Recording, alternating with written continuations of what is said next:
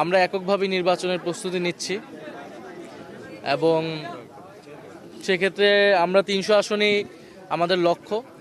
তবে যারা ফ্যাসিবাদ বিরোধী এবং গণতন্ত্র প্রতিষ্ঠার লড়াইয়ে অগ্রণী ভূমিকা পালন করেছেন, সেটা খালেদা জিয়ার কথা আমাদের নাসির উদ্দিন পাটোয়ারি বলেছেন।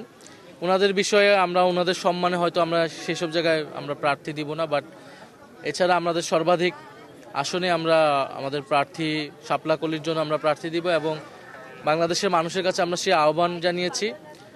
এবার বাংলাদেশের ইতিহাসে নির্বাচনী যে সংস্কৃতি, যে আমরা দেখি যাদের টাকা আছে, যারা এলাকায় গডফাদারগিরি করে, তারাই নির্বাচনের দ্বারা আমরা সেই সংস্কৃতিকে এবার চ্যালেঞ্জ করতে চাই।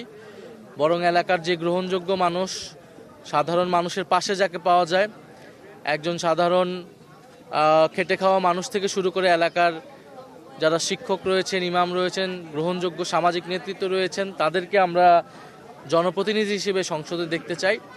তো আমরা সেই উদ্দেশ্যে কাজ করছি। আর সমঝোতা বা জোট বা এটা আমরা বলেছি, এটা অবশ্যই একটা রাজনৈতিক বা আদর্শিক জায়গা থেকে হতে পারে। যদি সেরকম কোনো সম্ভাবনা তৈরি হয়, যেমন জুলাই সনদের বিষয়টা আছে, জুলাই সনদে